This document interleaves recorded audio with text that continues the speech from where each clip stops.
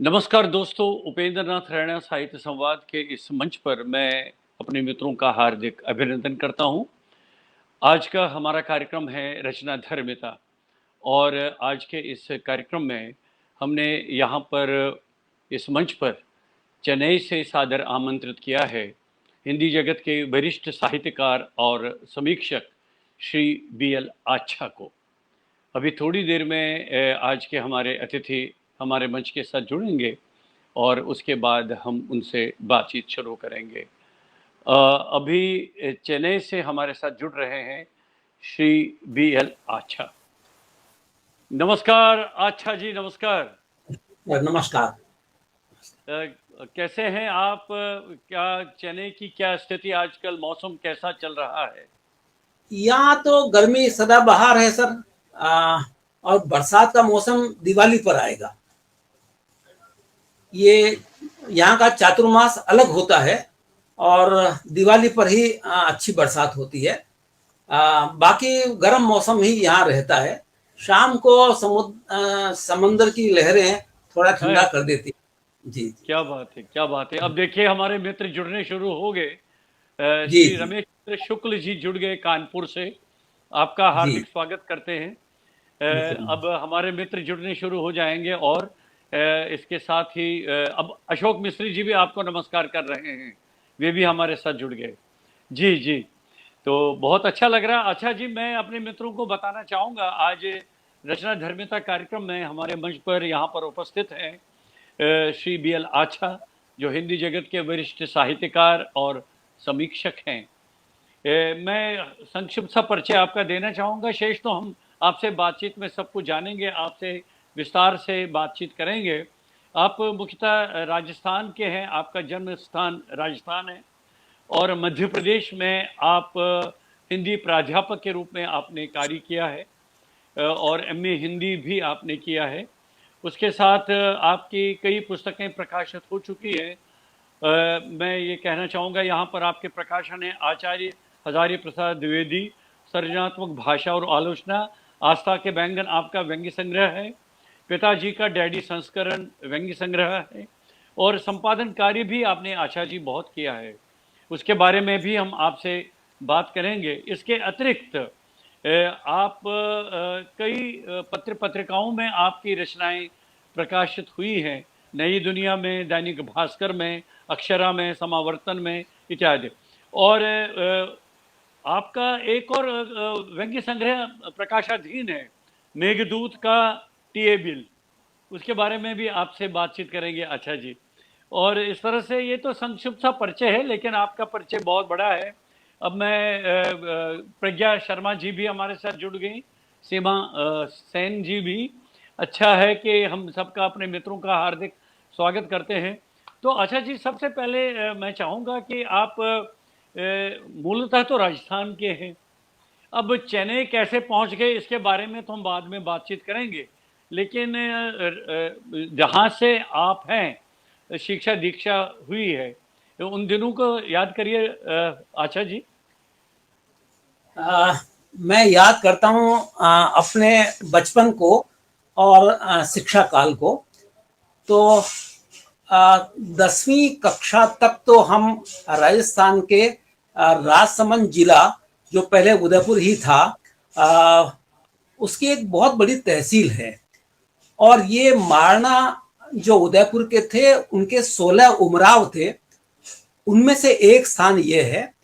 और देवगढ़ मदारिया जो मेरा कस्बा है, उसका योगदान महाराणा प्रताप को राज सिंहासन दिलवाने में भी रहा है। महल इतने सुंदर हैं। और ये भी कहना चाहूंगा कि ये विश्वनाथ प्रसाद सिंह जो प्रधानमंत्री रहे, उनकी ससुराल है। तो बड़ा ऐतिहासिक कस्बा है, लगभग 350 साल पुराना। महाराणा कुंभा यहाँ से पास में ही थे, तो वो पृष्ठभूमि रही। लेकिन स्कूल के जीवन में मेरा शिक्षा से इतना अनुराग नहीं रहा। 10वीं के पहले तक मैं कभी प्रथम श्रेणी नहीं आया और 10वीं के बाद कभी द्वितीय श्रेणी नहीं आया। लेकिन समस्या ये थी कि बाकी सब जो चचेरे भाई थे वो साइंस वाले थे और जब मैंने ये कला वाला लिया तो वो बड़े गुर्राते थे और कहते थे कि क्या गलती कर रहे हो। पर मुझे लगता था उस समय, बाद में हजारी प्रसाद द्विवेदी के उपन्यासों को जब पढ़ा तो वो लिखते थे कि आदमी को अपने स्वभाव के देवता को पहचानना चाहिए। तो मैंने अपने इस कला वाले या ह्यूमैनिटीज वाले रूप को पहचाना, और इसलिए कि गणित मुझे आता ही नहीं है, ना जिंदगी का गणित आता है, ना साइंस मैथ्स वाला आता है, इसलिए वहां तक। बाद में उदयपुर में प्री यूनिवर्सिटी में चला गया।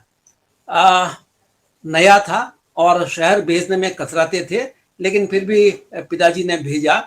उनकी बड़ी इच्छा थी, उनका सपना था कि कॉलेज में लेक्चरर हो जाए, और ये पिता का आशीर्वाद ही है कि मैं जीवन भर लगभग 44 साल तक प्राध्यापक रहा।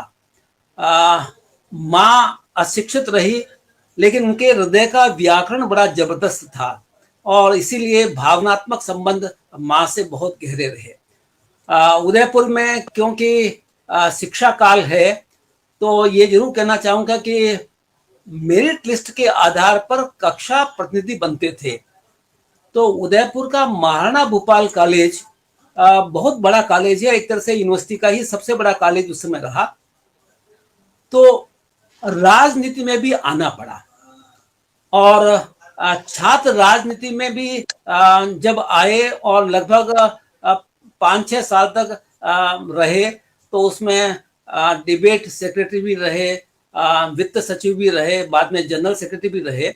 मुझे वो काल इसलिए भाता है कि मैंने छात्र नेतृत्व के रूप में जो अपनी पिंडलियां हिलती थी उनको मजबूत होते हुए पाया।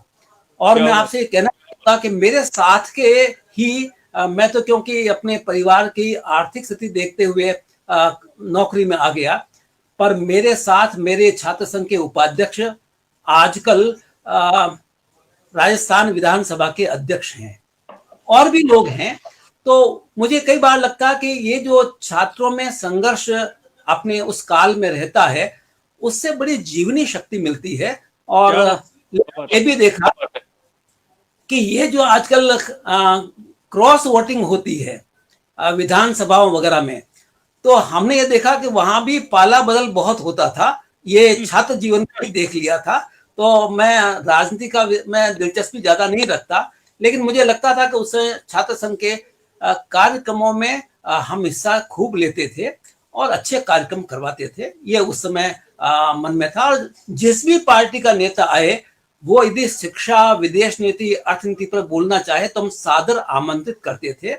3000 विद्यार्थियों के कॉलेज में, और जिनेंद्र कुमार भी आए, और भी लोग आए थे। बड़ा सत्संग उनके साथ होता था। अच्छा जी, आपको मैं कुछ सेकंड रोकना चाहूंगा। अन्नदा जी हमारे साथ जुड़ गई है। अरे नमस्कार जी। जी, आपको नमस्कार कर रही हैं। मैं भी उनको प्रणाम करता हूँ। देखिए, अन्नदा जी हमारे कार्यक्रमों के साथ लगातार निरंतर जुड़ती रहती हैं, तो मैं तो उनका आभार व्यक्त करता हूँ। बहुत मेरे मुझे बाद में मालूम पड़ा कि ये उज्जैन, नागदा इनके आसपास ही रही हैं, तो थोड़ा सा मैं भी उज्जैन काफी रहा, तो और नियमित इनको देखता हूँ कार्यक्रमों में। प्रेमवदा पांडे जी भी हमारे साथ जुड़ गई हैं। नवरत्न चौधरी जी हमारे साथ जुड़ गए, और प्रज्ञा शर्मा जी भी लगातार जुड़ी हुई हैं। तो आप अपनी बात जारी रखें। अच्छा जी। हाँ जी। मुझे उस समय की 2 घटनाएं, एक तो अपने गुरु से संबंधित है, और एक राष्ट्रीय जो संवेदन है उससे संबंधित है। उन 2 का जिक्र मैं जरूर करूंगा। असल में उस समय हिंदी का काल था, और हिंदी के पक्ष में जिनेंद्र कुमार वगैरह ने पुरस्कार काफी लौटाए थे। तो मेरे मन में भी आया, तो हमने अपने निदेशक जो थे उस समय भीमसेन जी, और बड़े अच्छे प्रोफेसर थे, और उनकी सबसे बड़ी विशेषता थी कि वो सफेद ड्रेस सुबह सुबह हाफ पैंट पहन करके ग्राउंड पर पहुंच जाते थे और खिलाड़ियों को बहुत उत्साह देते थे। पर उनको ये लगता था कि हिंदी से क्या होता है। हमारे जो प्रमाण पत्र छपे, और मैं उसमें जनरल सेक्रेटरी था, तो मैंने कहा कि आप इन प्रमाण पत्रों को दोनों भाषाओं में छपवाइए। तो बोले कि नहीं, हिंदी में छपवाने से क्या फर्क, मतलब कोई पहचानता तो है नहीं देश में। मैंने कहा साहब, हिंदी में छपने से राष्ट्रीय एकता टूट नहीं जाएगी। वो बोले कि you are very much dogmatic. आपको सच कहूं, मुझे डॉगमेटिक का अर्थ नहीं आता था उस समय। घर जाके डिक्शनरी देखी तो लगा कि बड़ा कट्टर सिद्धांतवादी। तो और फिर मैंने जैनेन्द्र कुमार जी जब पुरस्कार देने लगे तो मैं उनके सामने गया कि सर, आपने भी हिंदी के पक्ष में पुरस्कार लुटाया, और मैंने अपने निदेशक से कहा था कि दोनों भाषाओं में छपवा दीजिए, इसलिए मैं इस पुरस्कार को आपको वापस लौटा रहा हूं। तो अब ये उस जमाने में कैसे हिम्मत हो जाती थी, डरते बहुत थे, ऐसी बात नहीं है। उस काल के प्रोफेसर निदेशक बड़े भारी भरकम होते थे। लेकिन ये एक बात। दूसरा ये आया कि जब मैं 1970 के आसपास था तो पाकिस्तान ने हमारे 3 विमान जलाए थे, और इसको लेकर के मेरे मन में बड़ा उद्वेलन था। तो अभी जो विधानसभा के अध्यक्ष हैं राजस्थान में, सीपी जोशी, तो उनसे मैंने कहा, भाई जोशी जी, ये हम समोसा की रेट कम करो, ये ज्यादा करो, इसके लिए तो हम बहुत लड़ लेते हैं, हमें कुछ करना चाहिए इसके लिए। तो बोले क्या किया जाए?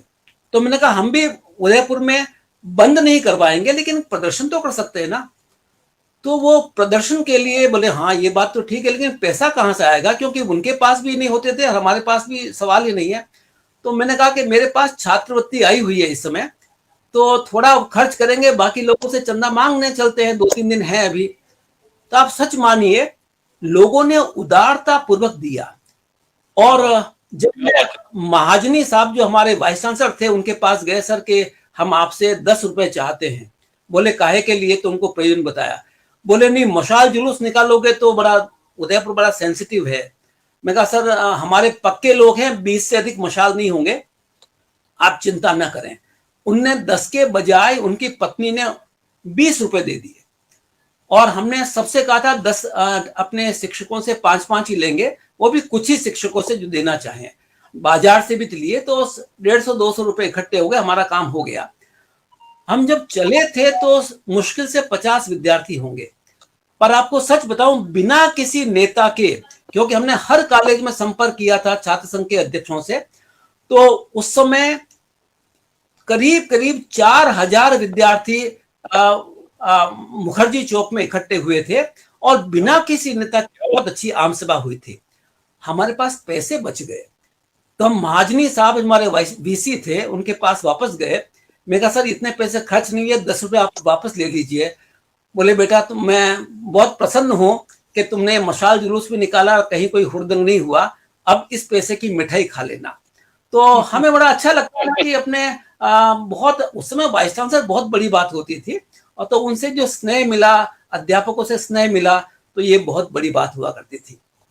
ये, और किस्से तो बहुत सारे हैं छात्र नेतृत्व के, लेकिन इतना जरूर है कि इस काल ने बड़ी हिम्मत दी, और लगा कि इस नेतृत्व को कहीं न कहीं, चाहे वो शिक्षक बन के जिए, कलेक्टर बन के जिए, या राजनेता बन के जिए, ये जीवनी शक्ति देता है, ये मुझे लगा। तो फिर आप मध्य प्रदेश कैसे पहुंच गए? हाँ, असल में क्या हुआ था कि राजस्थान में मैंने 1 साल जालोर में काम किया। अभी जालोर बड़ा आया हुआ है जालोर में, लेकिन मैंने 1 साल के लिए वहां, उसके बाद मेरा सिलेक्शन उसी समय मध्य प्रदेश में हो गया था। मध्य प्रदेश में मुझे नियुक्ति 10 महीने बाद मिली, तो मैं 1 साल बाद मध्य प्रदेश में आ गया, लोक सेवा आयोग के माध्यम से। स्थायी सेवा थी, तो यहाँ नीमच बहुत दूर नहीं था, तो मैंने कहा नीमच में और कोटा में या इसमें क्या दूरी है, तो ये मध्य प्रदेश में सेवाएं की, तो अपना मध्य प्रदेश हो गया। इसके बाद मेरा विवाह मेरे ही गांव के लड़की वहीं की, लेकिन ये रहते मद्रास में थे। तो जब सेवानिवृत्ति हुई तो बच्चे बोले कि आपको आना तो मद्रास ही है। हमको लोग ये कहते हैं कि पापा को आप सर्दी सर्दी तो बुला लिया करो, थोड़ी शर्म नहीं आती क्या? तो उन्होंने कहा भाई कि 65 तक तो रिटायर होते नहीं है, 65 के बाद देखेंगे। तो बोले पापा हमारी इज्जत बनी रहेगी, आप हमारे पास आ जाओ। तो मैं तमिल जानता नहीं था, तमिल का भूगोल भी आता नहीं था। ससुराल जरूर यहाँ तमिल, क्योंकि मेरी ससुराल वास्तव में यहाँ है, मूलतः गांव का राजस्थान है, लेकिन ससुराल यहाँ है। बच्चे यहाँ अपनी व्यवसाय करने लग गए थे, तो मैं आया। हमारी एडिशनल डायरेक्टर ने मुझे कहा, बोले अच्छा जी मध्य प्रदेश की सिंचित जमीन छोड़ के जा रहे हो तमिलनाडु में, ये आप अच्छा नहीं कर रहे हो। पर मैंने प्रति परिकथा पढ़ रखी थी, और मुझे लगता उससे एक प्रेरणा ये थी कि अज्ञेय भी लिखते हैं उसमें एक कविता में कि परती की जमीन को खेती के लायक बनाना हमारा काम। तो मैंने अपने विदाई समारोह में कहा कि यदि बीज में ताकत होगी तो चाहे वो रेगिस्तान में हो, चाहे मध्य प्रदेश में हो, चाहे तमिलनाडु के हिंदी उत्तर प्रदेश में हो, वो उग करके रहेगा। क्या बात, मुझे अच्छा, बहुत बढ़िया, हाँ, बहुत बढ़िया, बहुत बहुत अच्छा। अच्छा सुनिए सुनिए, एक बातचीत जारी रहेगी। अन्नदास जी ने जी ये लिखा है, नागदा जी 40 वर्ष रही, इसलिए स्वयं को मध्य प्रदेश और मध्य प्रदेश वासियों से बहुत लगाव है। महाकाल के दर्शन की लालसा सदा बनी रही, आशीर्वाद भी मिला। अब बताइए, जी जी। आपको जवाब मिल गया। तो हाँ, जवाब मिल गया साहब। मैंने इसीलिए कहा, इनका देखा था मैंने, नागदा और यहाँ रही है काफी। तो मालवा की जमीन में जो एक विशेषता है वो इसका मस्खरापन है। मतलब ये जो, इसीलिए हमारे पिलकेंद्र भाई कहते हैं ना व्यंग्य प्रदेश मध्य प्रदेश, और उन्होंने 21 लोगों की एक पुस्तक भी संकलित की, व्यंग्य प्रदेश मध्य प्रदेश। तिलकेंद्र जी भी जुड़ गए हैं, आपको नमस्कार कर रहे हैं। जी नमस्कार। तो शरद जोशी हमेशा कहा करते थे कि देखो यार, जैसे दो सांड लड़ते हैं ना, तो आंखें नीचे रहती है और किंग धसे रहते हैं। तो वैसे अब तय कर लो कि बस ये लड़ना है, फिर जो और थोड़ा मौज मस्ती वाला होना चाहिए। तो ये चीजें काफी वहां हैं और मौज मस्ती वाली हैं। तो धीमे धीमे व्यंग्य भी अपने भीतर आ गया। व्यंग्य की भी एक अपनी कहानी है। मैं असल में आलोचना वाला ही रहा। एक बात आपसे और कहना चाहूंगा, उस जमाने में शिक्षक से कैसा संबंध रहता था उसकी एक झलक आपको दे रहा हूं। डॉक्टर देवराज उपाध्याय मनोविज्ञान के बहुत जबरदस्त आलोचक रहे, पर घोर बहरे थे, सुनाई नहीं पड़ता था। जब मैंने अपना एमए का लघु शोध प्रबंध लिखा और उनको भेजा, तो एक दिन मेरे हॉस्टल में आ गए रूम पर। उस जमाने में हॉस्टल में अपने विभागाध्यक्ष का आना एक बहुत बड़ी बात होती थी। तो उनने ढूंढते ढूंढते आए और लोगों से पूछा, तो बड़े सत्ते में थे हमारे साथी, बोले यार डॉक्टर देवराज उपाध्याय यहाँ पर। तो वो आए, बोले अच्छा मैं कॉफी पीने आया हूँ। अब लिख के देना पड़ता था, तो मैंने कहा सर कि वो तो आपकी हाजिर है, लेकिन आपने क्यों तकलीफ की, मैं ही आ जाता। बोले नहीं, आना मुझे था। तुमने अपने लघु शोध प्रबंध के भूमिका का पहला वाक्य लिखा है, कृति की सामर्थ्य आलोचना के नए मानदंड बनवा लेने की क्षमता रखती है। इसको लिखने में मुझे कई साल लग गए। तो मैंने कहा गुरुजी मैंने तो मतलब इतना कोई सोच समझ के नहीं लिखा, लेकिन मुझे लगा कि अच्छी किताबें होती है वो शास्त्र को बदलवा के रहती है, यह लगता है। और शास्त्र भी होता है जब रचना में ताकत हो। तो इसलिए मुझे ये वाक्य, तो बोले मैं आज इसीलिए हॉस्टल आ गया और तुमसे कॉफी पी के जाऊंगा। ये बड़ा एक आशीर्वाद है। अच्छा व्यंग कैसे, सर प्रज्ञा शर्मा कह रही है सर कुछ मारवाड़ी हाँ, में भी हो जाए। प्रज्ञा शर्मा तो वास्तव में मुझे लग रहा है राजस्थान से है, तो वो कह रहे हैं कि सर कुछ मारवाड़ी भी हो जाए। मारवाड़ी क्या हुआ साहब कि मैंने रचनाशीलता मारवाड़ी या मेवाड़ी में नहीं की। वही तो वही मैं अब ये, जी हाँ, जी जी जाता हूं तो भाइयों से और गांव के मित्रों से मेवाड़ी में ही बात करता हूं। तो वहां की गालियां वालियां भी सब मुझे आती है, बहुत अच्छी तरह आती है। और मतलब इसका मतलब कि भाई मैं लिखता नहीं हूं मेवाड़ी में, लेकिन मतलब उससे स्लैंग से बोलियों से बड़ा अच्छा वास्ता है। पर राजस्थानी में मैंने लिखा नहीं है, इस वजह से अच्छा मैं आपको, अच्छा अच्छा अच्छा जी, एक मेरी उत्सुकता है ये जानने की, हमारे मित्र भी जानना चाहेंगे अधिकांश हमने देखा है कि बहुत जो साहित्यकार या कुछ समीक्षक भी होते हैं, कविता से अपना लेखन शुरू करते हैं। तो क्या कुछ कविता तो हुई आपने की हो? हाँ, नहीं 10-12 कविताएं लिखी है। कविता, मेरा लेखन कविता से नहीं, मैं आपसे सच कहूं, मैं नौकरी के लिए ही पैदा हुआ था। ये तो पता नहीं बाद में कैसे जुड़ता चला गया, लेकिन मैं, और कविता भी उज्जैन के अभी 15 साल पहले ही लिखना शुरू किया। समावर्तन के संपादक हैं श्रीराम दवे। तो जब नई दुनिया के सोमवार में एक स्तंभ आता था और फ्रंट पेज पे कविता छोटी छपती थी, तो ये बोले कि अच्छा जी आपने पाला बदल लिया क्या, व्यंग से। तो मैंने कहा सर देखो मुझे ठीक लगी थी इसलिए आज लिखी है। वो नई दुनिया में एक 10 लाइन की कविता है, उसका शीर्षक है स्पंदन, और उसी को पढ़ रहा हूं। आपका स्वागत है। फूटना चाहता हूं कठोर तनों के बीच निकली, नए किसलियों को लाती कोमल डाल की तरह। अंधकार की शाह चट्टानों के बीच ताजा हवाओं में उगती उषा की लालिमा की तरह। गलना चाहता हूं हर कलिंग के बाद अशोक के अहंकार की तरह। गलना चाहता हूं हर कलिंग के बाद अशोक के अहंकार की तरह। रचना चाहता हूं महायुद्धों के ध्वंस के बीच नई मनुष्यता की तरह। रचना चाहता हूं महायुद्धों के ध्वंस के नई मनुष्यता की तरह। हिरोशिमा नागासाकी में जिजीविषा की तरह। क्या बात। हर कठोरता में कोमलता जीवन का स्पंदन। हर कठोरता में कोमलता है जीवन का स्पंदन। सांसों का नवाचार, सृजन का आलोकित संसार। सृजन का आलोकित संसार। वाह वाह, बहुत बढ़िया। उसके बाद एक लंबी कविता भी मैंने लिखी थी, उनको दी। मैंने कहा जरा बताइए ठीक ठाक, क्योंकि मैं तो कविता के नहीं हूं। तो उन्होंने, वो करीब 10 मिनट की कविता है, लंबी कविता है। उन्होंने कहा ऐसी कितनी कविता है? तो मैंने कहा 8-10 है। तो बोले सब मुझे ईमेल कर दीजिए। तो उन्होंने सदन के काव्य राग में उन कविताओं को 2 पेज में स्थान दिया, और तो लोगा के मतलब अपन कविता के क्षेत्र में आए हैं। बाकी 10-12 से अधिक कविताएं नहीं है। जी जी जी।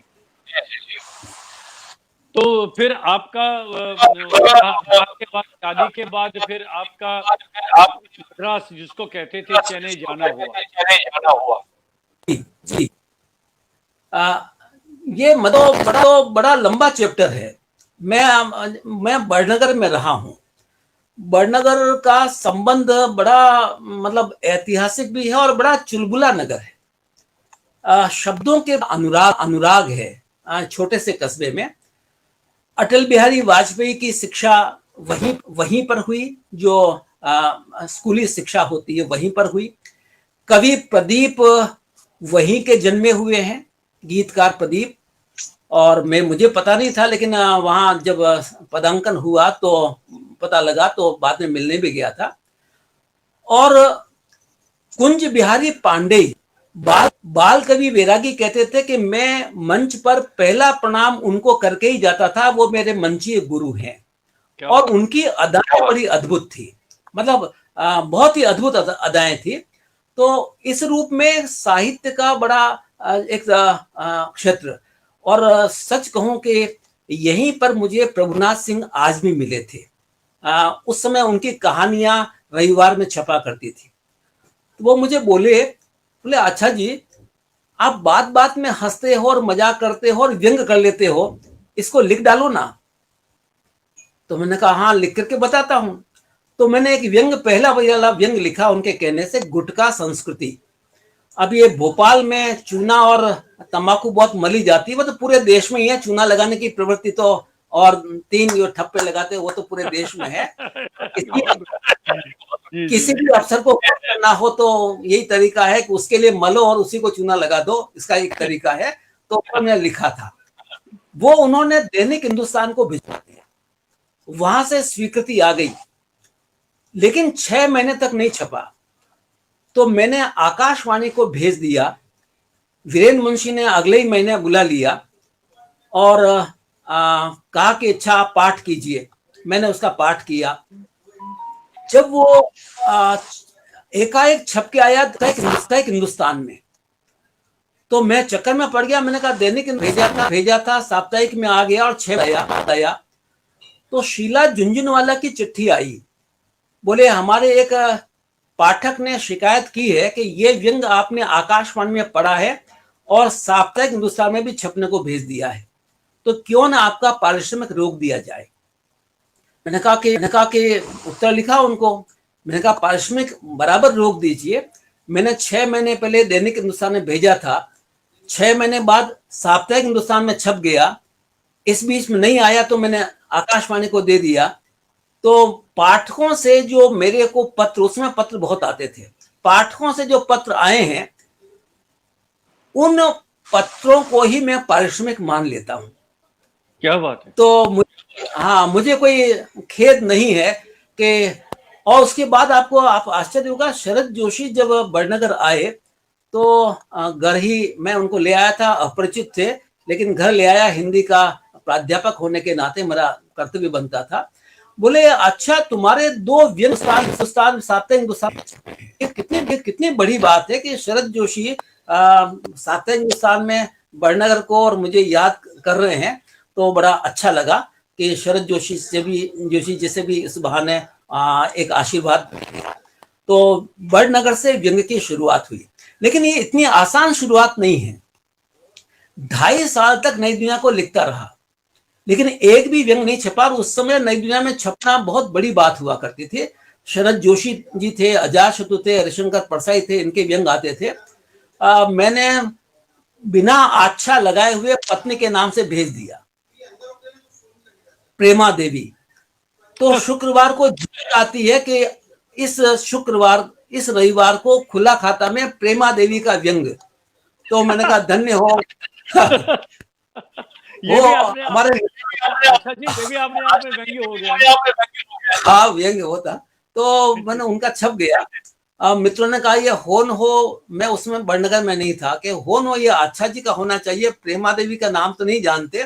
पर फिर मैंने कहा कि 1-2 छप गए, उसके बाद बंद कर दिया, फिर अपने नाम से भेजा। तो यशवंत व्यास ने पहला व्यंग स्वीकृत किया, गुलाबी पोस्ट कार्ड आया, अक्ल और चरित्र का 36। अक्ल और चरित्र का 36, इसे और कहीं मत भेजिएगा, ये नई दुनिया के लिए स्वीकृत है। उसके बाद नई दुनिया जब शुरू हुआ तो लगातार कुछ न कुछ आता रहा। तो ये व्यंग की शुरुआत इस तरह से हो गई। उसके बाद 2-1 संकलन भी आ गए। बातचीत तो हम जारी रखेंगे। आप कुछ व्यंग्य रचना सुनाइए ना, जो सुनेंगे। हाँ, मैं एक पूरी व्यंग रचना न पढ़ करके थोड़े थोड़े टुकड़े आपके सामने पढ़ रहा हूं, तो उससे उस काल की जो झलक होती है, जो समझ लीजिए कि बड़नगर में मैं 1981 के आसपास गया था। बहुत पहले। जी जी जी, जी। बहुत पहले। और तब जो लिखे थे, और उसमें भी कुछ चीजें हैं तो उसको सुना रहा हूं। टाई में लगी एकेडमिक गांठ, टाई में लगी एकेडमिक गांठ, उसका एक टुकड़ा है, अज्ञान जब टाई लगाकर बाहर निकलता है तो एकेडमिक हो जाता है। आदमी जब टाई लगाकर बाहर निकलता है तो पर्सनैलिटी हो जाता है। फिर आके देखिए, एक व्यंग था, का फोल्डिंग हो जाना। बस में जाते थे तो कंडक्टर कहता था बाबूजी कोहनी इधर रखो, ये हाथ इधर रखो, या 3 या 4 सवारियां फंस जाएगी। तो मुझे लगता कि ये कैसा कंडक्टर है जो 60 सवारियों को 100 में कन्वर्ट करके और ले जा रहा है। तो उसमें मैंने लिखा आदमी का फोल्डिंग हो जाना। स्वाभिमानियों की हड्डियां कुछ ज्यादा ही सख्त होती हैं। आशंका होती है कि कैसे जी पाएंगे इन हड्डियों को लेकर के 21वीं सदी में।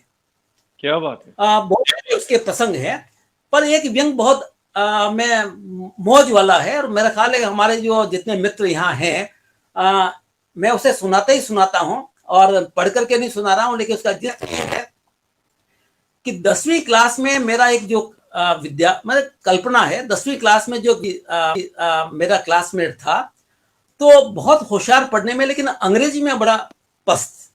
तो बोले मैंने बाकी सब तो याद कर लिया, लेकिन निबंध क्या आएगा, ऐसे आएगा, ये क्या करूं, ये समझ में नहीं आता। तो मैंने पूछा क्या करेगा, बोले मैंने एक निबंध याद कर लिया है, एक फुटबॉल मैच, अब जो होगा देखा जाएगा। अब संयोग से मैं उसके क्लासरूम में था, तो व्यंग आया ही नहीं, फुटबॉल मैच आ गया ताजमहल। मैंने कहा आज ये गया, 30 नंबर से गया। लेकिन जब लिखे जाता, जब वो खत्म हो गया, तो मैंने उससे पूछा कि आज तो तुम्हारा बिगड़ गया होगा। बोले नहीं नहीं, ऐसी कोई बात नहीं है। तो बोले क्या लिखा? बोले लिख लिया। मैं क्या लिखा? उसने लिखा, when we were going to see the Taj Mahal, we reached at the station and we saw that a football match was going on. उसने पूरा फुटबॉल मैच लिख दिया। अंत में उपसंहार में लिखा, then we went to Taj Mahal, saw that and came back। हो गया। आप देखिए, हमारे यहाँ पर भी जो वक्ता होते हैं, व्यंग्यार्थ ये था, हमारे जो वक्ता होते हैं, आप उनको कुछ भी विषय दे दीजिए, जो उनको बोलना होता वही बोलते हैं। अब मैंने इस अपने मित्र को कहा कि चलो ठीक है, ताजमहल नहीं सही, 10वीं में तो गाय पे पूछा जाता था, अच्छा गाय पे निबंध लिखा। तो बोले नो प्रॉब्लम। मैं कैसे? बोले एक बार गाय मेरे बाड़े में आ गई, मैं लठ लेके उसके भागा, तो मैदान तक भगाया, वहां देखा तो फुटबॉल मैच हो रहा है, पूरा फुटबॉल मैच दे मारा। मैंने कहा इसको जमीन पर रहने। तो मैंने कहा मान लो ये आ जाता कि मेरी पहली हवाई यात्रा। बोले नो प्रॉब्लम। मैंने कहा यार ये कैसे? बोले एक बार हम हवाई जहाज से यात्रा करने वाले थे, हम जैसे ही उड़े, आकाश के बीच हमारा हवाई जहाज पहुंचा, तो मैंने खिड़की से झांक के देखा, फुटबॉल मैच हो रहा है। आप देखिए, फुटबॉल मैच तो आना ही आना है। तो ये एक प्रसंग आ गया था। लेकिन कॉलोनी कल्चर का एक टुकड़ा देखिए, ये शायद आप सभी को अच्छा लगे। कॉलोनी में हर चीज नपी तुली होती है। कॉलोनी में हर चीज नपी तुली होती है। प्लाट तो नपे तुले, बिल्ट अप एरिया तो नपा हुआ, कमरों की साइज नपी हुई, आदमियत भी नपी तुली, आदमियत भी नपी, मुस्कान भी नपी तुली, आना जाना, खाना पीना तक नपा तुला, घर के बाहर के कायदे तक नपे तुले। ऐसा लगता है जैसे इन लोगों ने अपनी मुस्कान, अपनी संवेदना, अपने तौर तरीकों का भी एक औपचारिक नक्शा नगर पालिका से पास करवा लिया है। क्या बात है। इसीलिए वे प्लाट भर नहीं हंसते, बिल्ट अप एरिया में ही मुस्कुराते रहते हैं। ये टुकड़ा कॉलोनी कल्चर का उस समय था। मैं आपसे ये भी कहना चाहता हूं कि मकान में है तो आपको बाथरूम में न ले जाऊं तो थोड़ा सा अटपटा लगेगा। उस जमाने में सौंदर्य साबुन के बहुत विज्ञापन आते थे। उसका एक टुकड़ा देखिए। सौंदर्य साबुन के मामले में मेरी नासिका इतनी संवेदनशील है कि जब भी कोई बाथरूम से निकलता है, ऑब्लिक निकलती है, मैं तड़ से समझ जाता हूं कि यह जीव अमुक साबुन से नहा करके बाहर आया है। फिर आप देखिए सौंदर्य, देखिए कैसे व्यंग में बाथरूम का व्यंग और लोकतंत्र चला जाता है। सौंदर्य साबुनों के मामले में हम घर में इतने निर्दलीय हैं कि कोई भी एक सौंदर्य साबुन बहुमत में आकर के सरकार नहीं बना सकता। ये थोड़े से व्यंग के टुकड़े। और आप जानते हैं उदारीकरण जब आया था, मनमोहन सिंह के वित्त मंत्री थे और नरसिंह राव वगैरह थे, तो उस समय तो मैंने एक व्यंग नई दुनिया में ही में लिखा था, रिजर्व बैंक का पुरातात्विक भोजपत्र, नोट जो रिजर्व बैंक का है, उस जमाने में नोटों की हालत बड़ी खराब थी, मतलब इतने खराब कि देखने में भी बड़ी लगता था कि इसको लें या न लें। तो मैंने राजकुमार सिद्धार्थ बस में यात्रा कर रहे थे, दो 2 रुपए रह गए थे, तो वो उनने कहा यार कि कंडक्टर ये दे रहा है, तो उन्होंने दिए, तो उनको बड़ी घिन आई। उन्होंने कहा कि ये तुम ही रख लो। राजकुमार सिद्धार्थ ने कंडक्टर को दे दिया। पर उस जमाने में आप देखिए, अब आंखों के सामने यह 2 रुपए का फटा नोट असहाय, विकलांग, जर्जर, निरीह, जैसे दिल्ली के चाणक्यपुरी मार्ग से एकाएक किसी ग्राम पंचायत के खरंजा पहुंच मार्ग पर धकेल दिया गया हो। ये नोट लगता ही था, उतना इतना बैंडेड होता था, बैंड लगे हुए होते थे, लेकिन फिर भी लोग स्वीकार करते थे। अब आप देखिए, इसके उपमान देखिए और कैसे ये उपमान चले आते हैं। मैं भी झील के कमल से निकलकर 2 रुपए के फटे नोट में उलझ गया।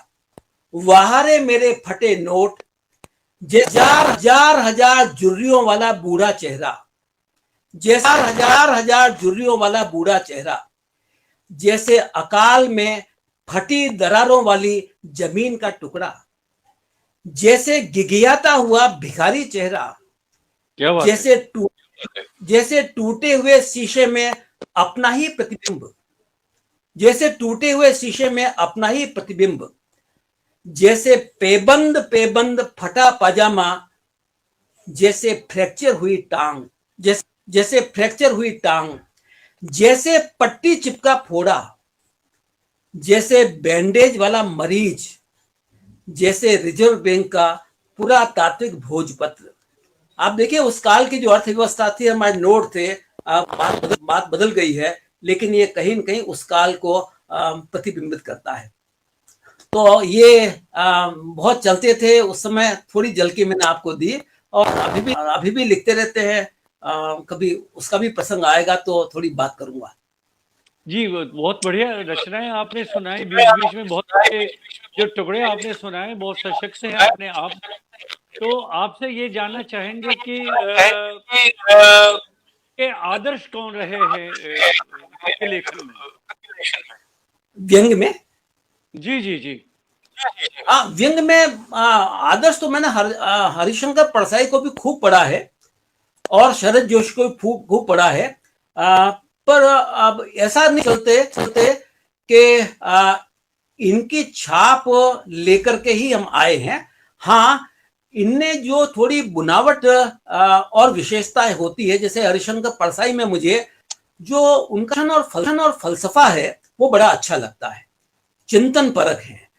पर शरद जोशी में बड़ी आक्रामकता है, लड़ने भिड़ने की ताकत बड़ी जबरदस्त है। और रविन्द्रनाथ त्यागी में जो खिलंदड़ी स्वभाव है वो बड़ा जबरदस्त, शब्दों से बड़ा खेलते हैं। तो ये तीनों मुझे बड़े अच्छे लगते हैं। ज्ञान चतुर्वेदी भी अच्छे लगते हैं, प्रेम जन्मेजय वगैरह, हरीश नवल, बागपत के खरबूजे वगैरह, ये सब अच्छे लगते हैं।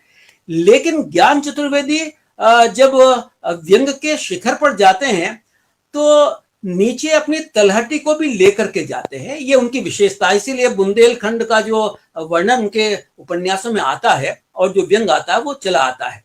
तो इन सबसे सीख करके अपनी तरह का लिखा है।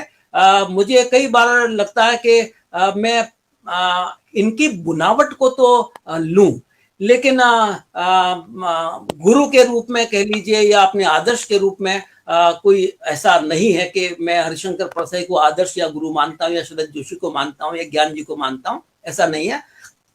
ये अपनी तरफ से जो एक मस्करापन शायद भीतर था। द्विवेदी जी उपन्यासों पर काम किया है मैंने जयदीप प्रसाद द्विवेदी में। जयदीप प्रसाद द्विवेदी जैसा गप्पी और ठाकेबाज और दूसरा कौन होगा। तो मुझे कई बार उनके भीतर में जो एक ठहाका था और वो जैसा व्यंग करते थे, वो मुझे कभी कभी लगता था ये भी आना चाहिए। महादेवी को पढ़ते थे उनके, तो लगे चुटकियां और जितनी चोटी वो भर सकती हैं अपने रेखा चित्रों में, तो वो बड़ी लगती है। यूं प्रेमचंद में भी व्यंग कमजोर नहीं है। मैं बहुत कई बार जी जी जी। इतना गहरा व्यंग करते हैं, तो यद्यपि वो व्यंग के उपन्यास नहीं है, लेकिन कहीं न कहीं लगता कि प्रेमचंद में भी बड़ा गहरा व्यंग है। यूं गुलाब राय के नापिताचार्य को पढ़ा, बद्रीनारायण चौधरी प्रेमगन के तो अंग्रेजी सत्ता से लड़ने का जो मादा था उनका, वो एक अब बात थी। और अपने समकालीन में मित्रों से भी पढ़ा है, जिनमें मालवी पृष्ठभूमि रही है, छत्तीसगढ़ की पृष्ठभूमि रही है, यूपी की पृष्ठभूमि रही है। जैसे शरद जोशी यहाँ बॉम्बे में रह करके खुलेगा तो खुलेगा, नहीं तो नहीं भी खुलेगा वो। तो अब ये जो एक टच आ जाता है, वो कोशिश होती है कि अपन भी उसको लेकर के आए, यद्यपि उतनी आ नहीं पाती। तो ये कहीं न कहीं इन लोगों से निकालने का तो मौका हुआ है। अच्छा डॉक्टर साहब, आपने एक संपादन का कार्य भी किया है, तो उस अनुभव के बारे में बताइए, कैसा कार्य रहा वो, किस तरह? सर, मेरा लघु कथाओं के क्षेत्र में कोई दिलचस्पी नहीं थी, पर 2012 में प्रेमचंद सृजन पीठ पर जगदीश तोमर निदेशक थे, तो कार्यक्रम करते थे, और उनने एकाएक एक कार्यक्रम में घोषणा कर दी कि हम एक सृजन संवाद का, वो पत्रिका निकालते थे, साल भर में एक अंक निकालते थे और 250-250 पेज का होता था। तो ये अंक अतिथि संपादक बीएल आच्छा होंगे। अब मेरा लघु कथा से कोई वास्ता नहीं था और न लघु कथाकारों से परिचय था, लेकिन उन्होंने घोषणा कर दी, तो मैंने सोचा कि मध्य प्रदेश के लोगों से ही संपर्क कर लूं। तो मुश्किल से 25-30 लघु कथाएं आई। फिर मैंने दायरा बढ़ाया, तो होते होते देश विदेश से 229 रचनाकारों की लगभग 350 रचनाएं आ गई, और 242 पेज का A4 साइज में वो बन गया। और मुझे अच्छा लगा कि प्रेमचंद से शुरू हुए, देश का सेवक, उससे शुरू राष्ट्र का सेवक, और हम नए से नए जो भारतीय है ऑस्ट्रेलिया के उन्हें किया। तो एक बहुत बड़ा मेरे सामने तो लगा कि ये बड़ी बात हो गई है। उसके बाद जो सिलसिला शुरू हुआ कि मेरा व्यंग छूटता चला गया और लघु कथा की समीक्षा बहुत बढ़ गई। उस समय मेरा परिचय तो नहीं था, पर मधुदीप जो दिशा प्रकाशन दिल्ली के निदेशक थे, लघु कथाएं भी लिखी है, तो उनसे थोड़ा परिचय बना। और मुझे एक बार भगीरथ जी आया राजस्थान से, वो अच्छे लघु कथाकार है, प्रतिष्ठित है। तो भगीरथ जी ने कहा कि आप किस पर लिखना चाहते हैं, अशोक भाटिया पर या पृथ्वीराज अरोरा पर? तो मैंने कहा लिख दूंगा, 11 लघु कथाओं पर लिखना था, तो मैंने अशोक भाटिया पे लिख दी। वो कुछ उनको इतना जमा मधुदीप को कि उसके बाद मुझे हर लगभग मतलब ऐसा शामिल कर लिया कि मृत्यु से पहले मुझे कहा था कि मैंने आपको एक आपकी 95 पेज की भूमिका वाली ये प्रूफ भेज दिए हैं, पर अब अस्पताल से लौट करके आऊं घर तभी भेजना। अब अस्पताल से तो वो लौटे नहीं, मैं किसको भेजता, वो अभी अनछपा पड़ा है। लेकिन वो उन्होंने बात मानी। मैंने सुकेश साहनी पर अलग से निकला था अंक, तो 35 पेज उन पर लिखे थे। सुकेश साहनी का फोन आया, बोले अच्छा जी, आपने हमारी लघु कथाओं की आत्मा को 35 पेज के विष दिया है। उन्हें बाद में उनका एक व्यंग लघु कथा संकलन आया था, साइबरमैन। तो बिना बताए दोनों ओर के जो फ्लेप थे उन पर मेरे सारे शब्द, नाम भी, और पड़ाव और पड़ताल के खंड में जो 35 पेज लिखे थे उनसे 15 पेज लेकर के यों का यों छाप दिया। तो मुझे लगा कि चलो समीक्षा के क्षेत्र में भी काम किया है तो ये हो गया। ये वहीं से शुरू हुआ जो प्रेमचंद सृजन पीठ में काम किया, और भारतेंदु से लेकर के 2020 तक के 132 लघु कथाकारों पर मैंने लगभग 100 पेज की भूमिका लिखी है। उसमें से 85 पेज की भूमिका तो हिंदी की कालजयी लघु कथा है, इस किताब में छप के आई थी ये 7-8 साल पहले। लेकिन ये अभी जो 2000 से 2020 का, वो अभी अनछपा पड़ा है, प्रूफ आ गए हैं लेकिन अनछपा पड़ा है, वाद विवाद है उसको लेकर के। जबकि पर मैं एक बात कहना चाहूंगा कि ये 2000 से 2020 के बीच में जितने लघु कथाकार हैं उनमें 70% महिलाएं हैं। ये मैं जो देखता हूं, पहले 2-3 महिलाएं थी, लेकिन जो जागृति है, तो ये जागृति जो आई पुरुष जेंडर को छोड़ करके जो 50% दूसरा जेंडर है उसको लेकर के, तो ये बहुत बड़ा बदलाव और लघु कथा की संरचना में बदलाव आया। तो मुझे उस समीक्षा को लेकर के मुझे बड़ी तसल्ली होती कि चलो 180 पेज छप करके 85 तो आ ही गए हैं, लेकिन 90 पेज भी कभी न कभी छप के आएंगे। और जो चले गए हैं भारतेंदु से लेकर के, वो ऊपर से आशीर्वाद दे रहे होंगे, और जो जिंदा हैं वो कहीं न कहीं स्नेह देते हैं। तो इस रूप में लघु कथा की समीक्षा का सिलसिला चला। 5-7 लघु कथाएं मैंने भी लिखी हैं, ये जरूर है। पर मेरा लघु कथा जी वैसा योगदान नहीं है जो संकलन में आए, या मेरा कोई संकलन इस तरह का नहीं आया। तो बीच में ये जो 2-2.5 साल तो कोरोना की वजह से थोड़ा में रहे, तो आपका कैसा समय व्यतीत हुआ, वो विशेषकर लेखन के लिहाज से?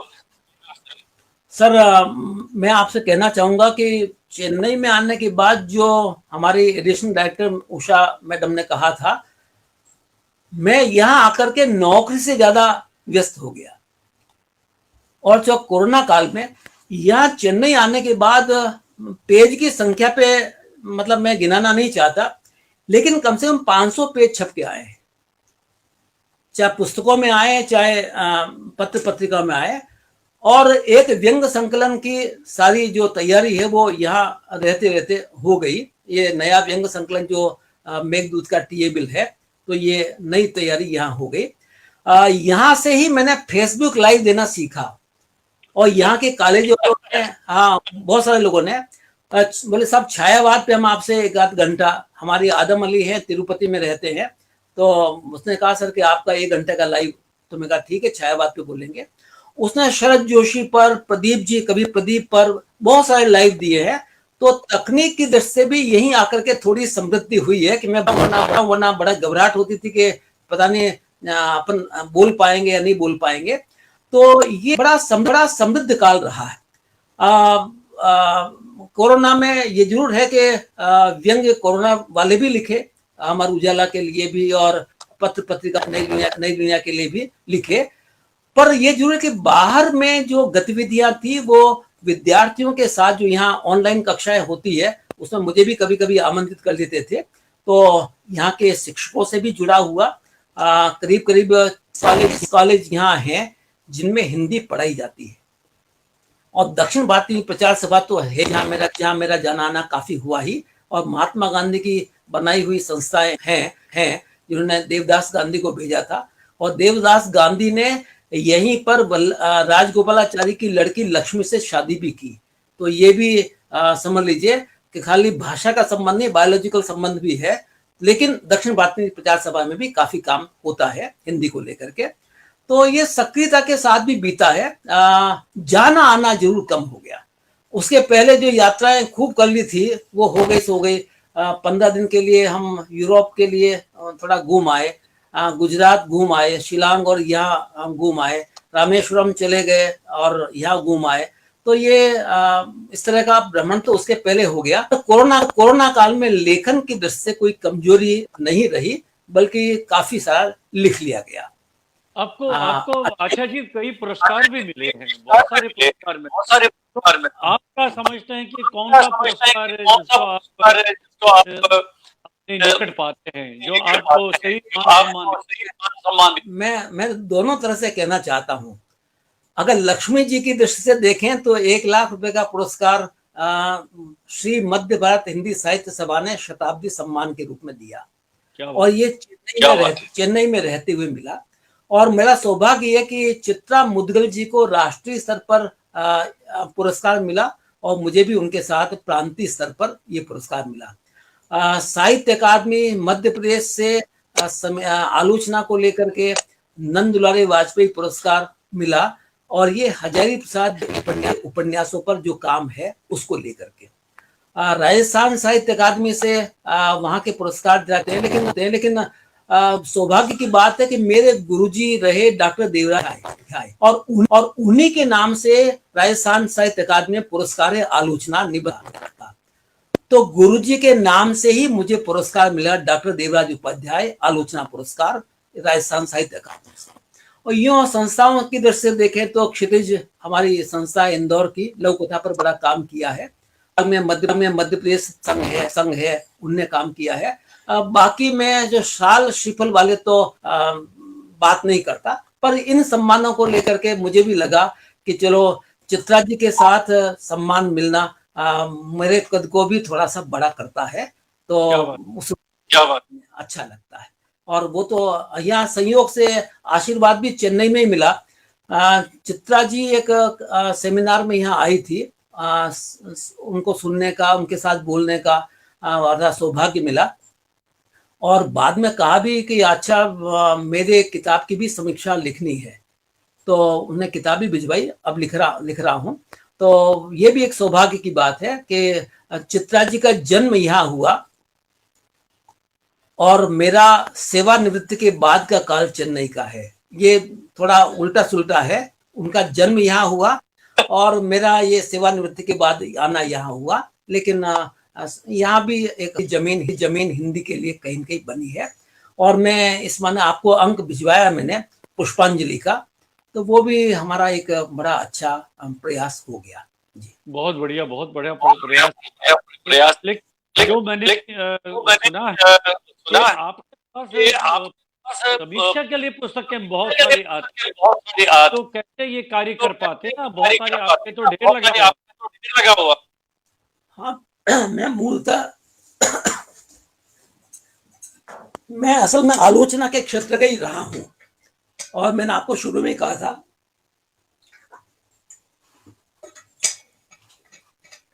जो पुस्तक लिखी थी हजारी प्रसाद द्विवेदी के, उस समय 2 उपन्यास आए थे और आधा उपन्यास छपा था कल्पना पत्रिका हैदराबाद में। मैंने उन 2.5 उपन्यासों पर लिखा था और उन 2.5 उपन्यासों पर जो लघु शोध प्रबंध लिखा, बाद में उज्जैन विश्वविद्यालय के विभागाध्यक्ष डॉक्टर राममूर्ति त्रिपाठी ने कहा कि किताब उसे एमए की किताबों के संदर्भ ग्रंथ के रूप में रख लेते हैं। अब बड़ा मेरे लिए सौभाग्य की बात थी और मुझे अच्छा यह लगा कि उससे मुझे स्वर्ण पदक मिल गया। 200 में से मुझे सेमेस्टर स्कीम के अंतर्गत 170 नंबर आए। मेरा फर्स्ट क्लास फर्स्ट जो बनता है तो वो बन गया। और बाद मैंने हजारी प्रसाद द्विवेदी के बारे में ही 4 उपन्यासों पर काम किया। तो ये समीक्षा के क्षेत्र में मेरा योगदान इस रूप में है कि शीतांशु जी शैली विज्ञान रहे, विद्या निवासी मिश्र ने वृत्ति विज्ञान के नाम से किताब लिखी। मेरे गुरु डॉक्टर कुमार शर्मा ये केंद्रीय हिंदी संस्थान में भी रहे और उदयपुर विश्वविद्यालय में हमको पढ़ाया, तो उन्हें शैली विज्ञान पे बहुत काम किया। उनकी समीक्षाओं को और उसकी कार्य पद्धति को देख करके मैंने कि हम लेखकों की जीवनी और बाकी चीजों को या विचारधाराओं को लेकर के समीक्षा करते हैं, क्यों नहीं 2 चीजों पर किताब जाए, एक तो रचना और दूसरी उसकी भाषा। तो मेरे को ये समझ में आया कि निराला की राम की शक्ति पूजा को जब पढ़ता हूं तो राम की शक्ति पूजा में राम के साथ साथ मुझे राम की पूजा के साथ साथ मुझे उसमें निराला का व्यक्तित्व भी नजर आता है। तो मुझे लगा कि इन भाषा के माध्यम से अगर निराला के भौतिक शरीर वाले चरित्र को मैं बात नहीं कर रहा हूं, पर उनकी अंतरात्मा का जो पौरुष है, होगी जय है पुरुषोत्तम नवीन, और उनकी जो वेदना है दिख जीवन जो आया ही सहता है, तो ये जो वेदनाएं हैं ये कहीं न कहीं उनके व्यक्तित्व की जो विषय राम में आ गई है, तो उनके व्यक्तित्व की अंतरंग व्यक्तित्व की पहचान भी भाषा के माध्यम से की जा सकती है। मुझे मुक्तिबोध का बड़ा सहारा मिला। मुक्तिबोध जब कहते हैं कि रचना भाषा के सिंह द्वार से बाहर आती है, तो मैंने कहा क्या बात है? आलोचक में भाषा के सिंह द्वार से रचेश को नहीं करे। जो रचयिता है वो तो भाषा के सिंह द्वार से बाहर आ रहा है, तो आलोचक को भाषा के सिंह द्वार से रचना में प्रवेश करना चाहिए, ये मुझे लगा। तो मैं अपनी रचनाओं में, अपनी आलोचनाओं में हमेशा ही भाषा पर बहुत जोर देता हूं, और मुझे लगता है कि भाषा के इस ट्रेंड को पहचानना चाहिए, क्योंकि शुक्ल जी ने जितने संचारियों की बात की और 4 जो नए संचारी जोड़े, इसका मतलब रचनाओं की भाषा और उनके वैभव को देख करके काव्य शास्त्र को बढ़ाया। हम भी भाषा की जो ट्रिक्स होती है, जैसे व्यंग्यकारों की ट्रिक्स है, मैं हमारे मित्र पिलकेंद्र की बात करना चाहूंगा। उनने नासेदमस को लेकर के कुलपतियों को जोड़ दिया, और क्या आगे के मध्य प्रदेश में कुलपति 6-6 महीने में बदल जाते थे, चाहे राज्यपालों की वजह से या सरकारों के बदलने की वजह से। तो उनने कहा कि ये जो मध्य प्रदेश में जो कुलपति हैं, तो इनको भी कहीं न कहीं ये जो रोग होता है वो लग जाता है। ज्योतिष में नास्तिदमस में कहा, तो मैं थोड़ा शब्द भूल रहा हूं, उसका मुझे ठीक से याद नहीं आ रहा है। तो उसका कहना कि 6-6 महीने में बदल जाते हैं ये सारे के सारे। तो जो शब्दों के जो प्रयोग थे उनके, उन प्रयोगों को लेकर के मैंने तो मैं कोशिश करता हूं कि कैसे भाषा की शिफ्टिंग कैसे की जाए। जैसे निराला शिफ्टिंग करते हैं तोड़ती पत्थर में, आप देखिए, वह गुरु हथौड़ा हाथ करती बार बार प्रहार, ये वो मजदूर है। लेकिन इस के साथ वो शिफ्ट कर देते हैं सामने अट्टालिका तरुमालिका प्राकार। अब जैसे ये गुरु हथौड़ा हाथ में मजदूरिन के था, तो वो पत्थर पर पड़ने की बजाय अट्टालिका के पता है। ये जो भाषा का संयोजन है, अब इसको पहचानने की, भाषा की ट्रिक्स है, इनको पहचानने की जरूरत है कि कैसे ये ट्रिक्स एक व्यंग्यकार, एक कवि या अन्य अपनी अपनी अपनाता है। तो ये कहीं न कहीं सीखने को मिलता है भाषा के माध्यम से। उसके बाद हम विचारधाराओं को लाए, कैसे भी लाए। विचारधारा लेखक के नेपथ्य में पड़ी रहती है, उनसे परहेज नहीं करना चाहिए, लेकिन हम विचारधारा के अनुसार अगर रचनाएं लिखें तो वहां पर रचनाएं असंतुलित हो जाती हैं।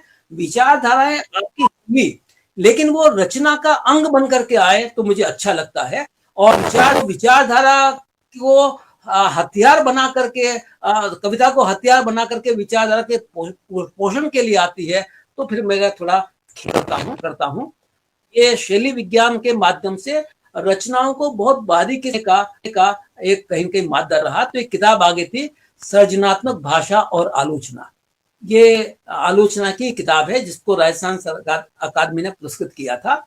और इसमें दोनों ही तरह के हैं कि अपना जो सैद्धांतिक पक्ष है वो भी दिया है, और भारतीय काव्य शास्त्र से शैली विज्ञान की तुलना भी की है। और उसके बाद के तौर पर जो मैंने किया है खास तौर से निराला की तोड़ती पत्थर पर 7-8 पेज लिखे हैं।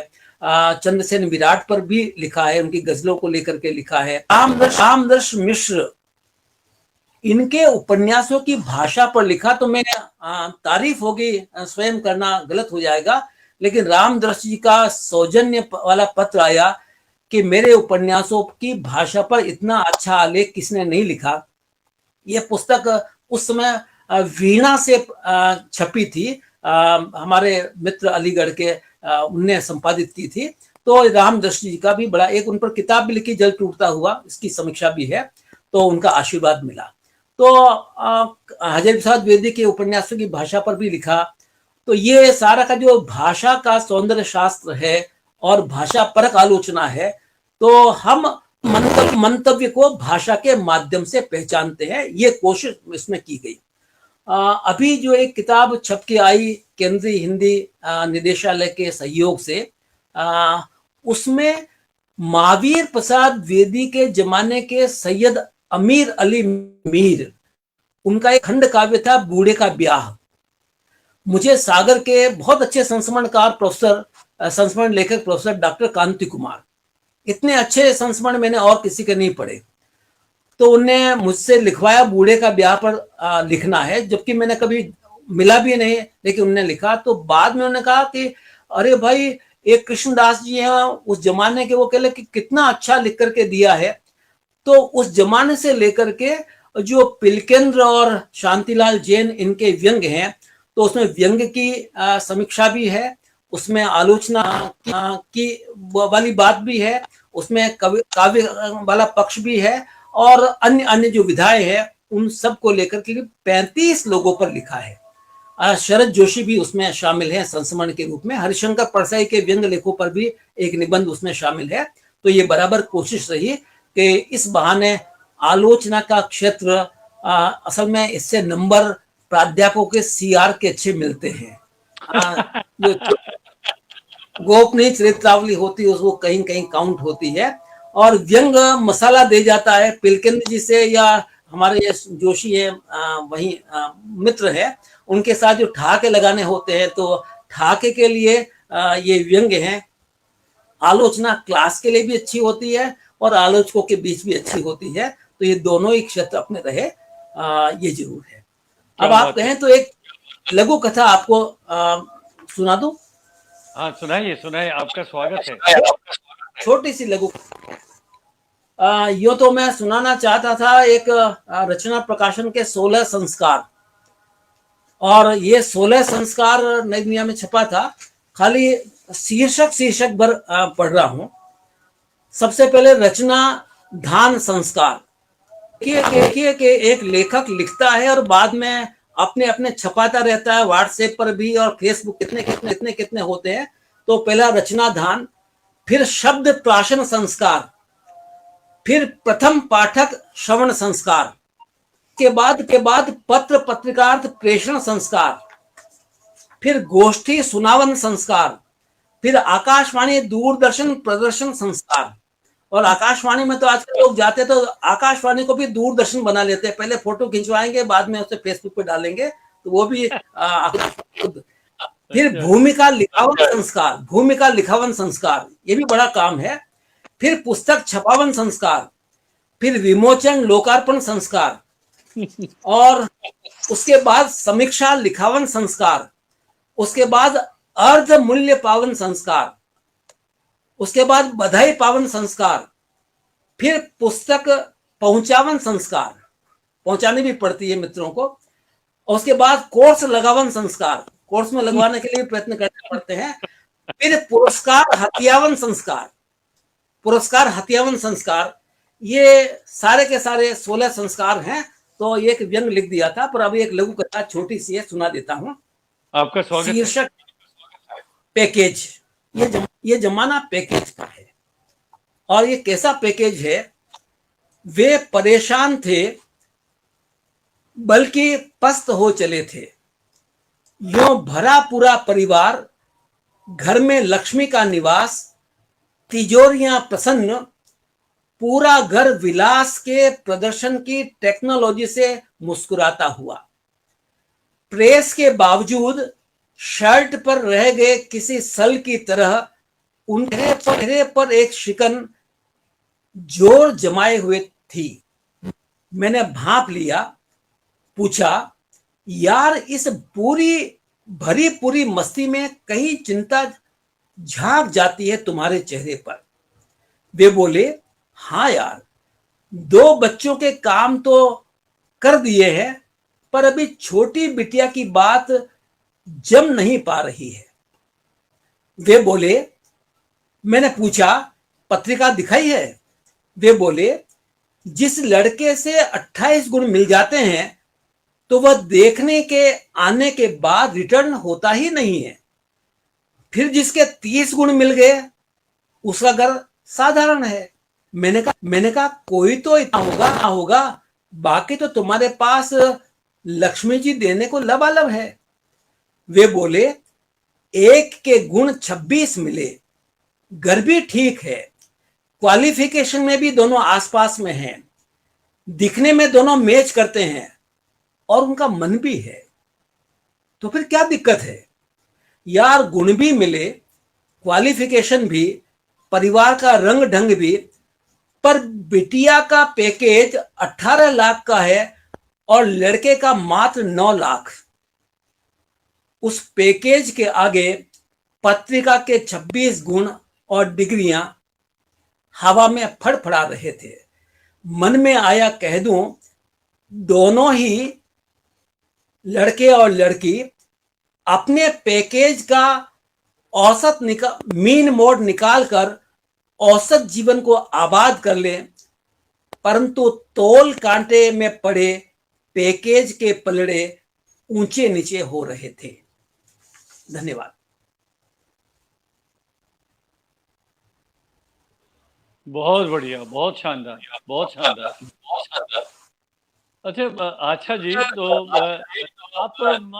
आपसे एक बात जानना चाहूंगा कि देखिए, साहित्यकार जो लेखक काम करता है, रचनाएं लिखता है, समीक्षक की दृष्टि से उनकी समीक्षा करता है।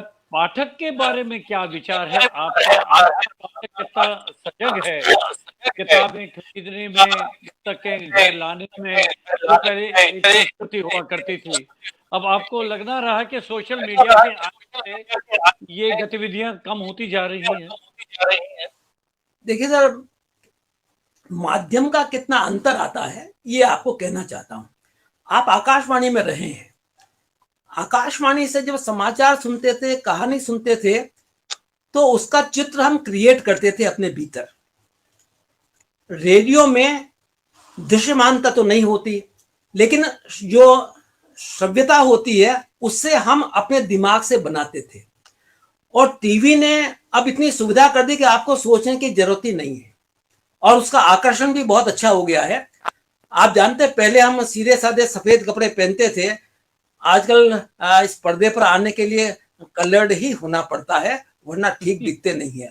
तो कहीं न कहीं माध्यम का अंतर तो आया है। फिर आप देखिए, किताबें जो पढ़ने का शौक है, वो पहले घरों में लाइब्रेरियां होती थी, उसमें जो कांच की अलमारी होती थी उसमें 25-50 दिख जाती थी। आजकल ये घरों में जगह नहीं है और रखने का शौक भी नहीं है, तो अंतर तो आया। फिर देखिए, किताब जो छपती है, लेखक अपनी जेब के रक्त चंदन से छपाना पड़ता है। ये 80% तक तो मैं बात कह सकता हूं। और अब प्रकाशक भी जानता है, कम से कम लागत खर्च पहले निकल जाए तो बाद में जो बचेगा। अब किताब खरीद करके पढ़ना तो बड़ा मुश्किल हो गया है, ये मैं बराबर कहता हूं। लेकिन फिर भी इतनी बड़ी जनसंख्या में, और पहले जो कम जनसंख्या थी, तो राजकमल 1100 का पहला एडिशन निकालता था, और आजकल आप जानते हैं कि 150 से 300 के बीच, और अब तो आजकल छोटी भी आती कि आप चाहो तो 50 किताबें निकाल लो। तो फेसबुक पर दिखाने के लिए शुरू में कवर पेज दिखाएंगे, मैं भी करूंगा, शुरू में कवर पेज दिखाएंगे, फिर मेरी ये सही है, फिर ऐसा वैसा, फिर समीक्षा वगैरह। तो ये अपने मित्रों को भेजते हैं तो ही बात बनती है। तो मैं पाठक तो आज भी है, ऐसी बात नहीं कि पाठक नहीं है, लेकिन कमतर हुआ है। और सीधे से जो माध्यम है, और श्रव्य भी मैं नहीं कह रहा हूं, जो दृश्य माध्यम है, उनके प्रति रुझान बहुत बड़ा है। तो कहीं ना कहीं पाठक कम तो हुआ है। और अगर मित्रों से कह दे तो पाठक देवो भव, तो हाथ जोड़ जोड़ के बुलाते हैं कि आओ आओ, वो कहता है। तो अंतर तो आया है, पर फिर भी किताबों का प्रकाशन तो मुझे कई बार लगता कि इतना अच्छा भी हो रहा है, इतनी तादाद में हो रहा है। तो कभी कभी तो मुझे लगता है रामचंद्र शुक्ल भी ऊपर बैठते बैठते देखते होंगे यार कि जमाने में पैदा होते तो किताब का लुक और कवर हम भी फेसबुक पर ये लगता है। तो उनका है कि उनका तो पुनर्अवतार हो और फिर वो अपने छपाए, तो रस मीमांसा उनको पूरी कोरी ऊपर छपी रहती थी, सादा पुट्ठा होता था। आजकल किताबों का आकर्षण कितना जबरदस्त होता है। तो ये किताब कम से कम दिख तो जाती है फेसबुक पर यूं, और नीचे लाइक में और थोड़ा बहुत बढ़िया बधाई, इतना तो आ जाती है ये। हाँ, पर मैं कई बार व्यंग लेख जब डालता हूं तो मैं कहूं 8-10 टिप्पणियां तो मुझे भी लगता है कि पिन पॉइंटेड आती है।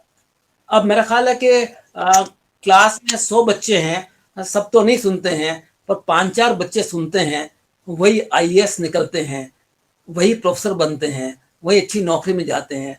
तो अब इन पाठकों के भरोसे लेखक जिंदा है तो है, इसमें कोई दो राय नहीं। क्या बात है, क्या बात है। बहुत सुंदर बातचीत हुई आपके साथ। अब विस्तार में इतने बताए, और मैं आपसे निवेदन करूंगा, जो मित्र हमारे साथ जुड़ गए और अपने कमेंट भेजे, उनको आप देख लीजिएगा, उनको रिस्पॉन्ड करिएगा। तो उनके लिए आप 2 शब्द कहना चाहेंगे आपके मित्रों?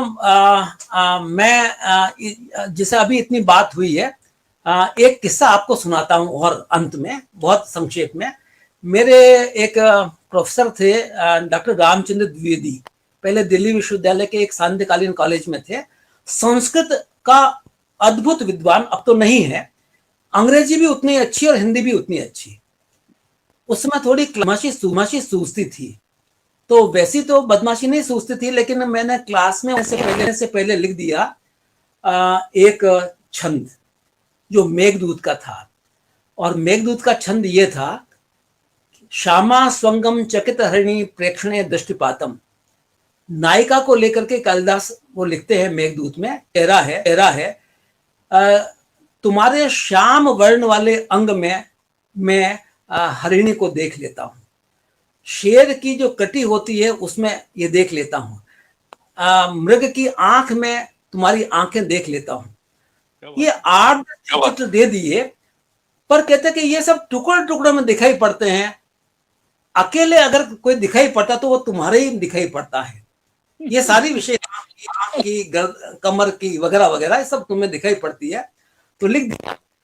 आप सच मानिए, उनने देखा बोर्ड पर, हमने सोचा डांट पड़ेगी, लेकिन दिन तक मेघदूत पे ही बात होती रही। तो ये बदमाशी तो है, मगर उसमें विद्यार्थी थे तो थोड़ा होते था लड़के मतलब छेड़छाड़। अब प्रेमचंद अपने जो कहानी है उसमें दराज में, टीचर की दराज में सांप मेंढक रख देते थे, तो हमने तो खाली मेघदूत का श्लोक ही बोर्ड पे रखा है। कहीं कहीं उसमें होती थी। पर इतना जरूर इन श्रोताओं की वजह से मैं भी बनता हूं। एटलांटिक से लेकर के यहां तक कम से कम एक बहुत बड़ा क्षेत्रफल बना है पाठकों का। बड़े संजीदा पाठक है। मैं कहता हूं ये बीज हैं, और ये बातें अपने घर में या अपने मित्रों के साथ कहते होंगे, तो ये पाठक का ही होता है। और इसीलिए मैं कई बार कहता, हिंद महासागर की लहरें जब एटलांटिक की लहरों से मिलती है, या कनाडा के पास में हंसा द्वीप और धर्मपाल महेंद्र जैन वहां हैं, तो अक्सर बात होती रहती है या सिंगापुर से। तो लगता है कि कहीं न कहीं हमारी जो पाठकीयता है वो संख्या में भले ही हो, लेकिन क्षेत्रफल में तो बहुत विस्तार पा रही है।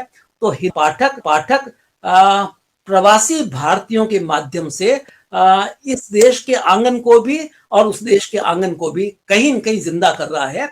और इस बहाने अज्ञेय में तो आंगन के पार द्वारी था, लौट के आ जाते थे, चेकोस्लोवाकिया से लौट के आ जाते थे, लेकिन इनके माध्यम से वहां का जीवन और यहाँ का जीवन, इसका अंतर विरोध और उनके दोनों के स्वाद कहीं न कहीं आ जाते हैं। तो मैं तो इन पाठकों को, श्रोताओं को बहुत प्रणाम करता हूं कि आपकी वजह से ही हम हैं। और पुष्टि मार्ग में वल्लभाचार्य जो दर्शन है उसमें तो कहा जाता है, भतीजा नहीं होगा तो क्या चाचा कहलाएगा क्या?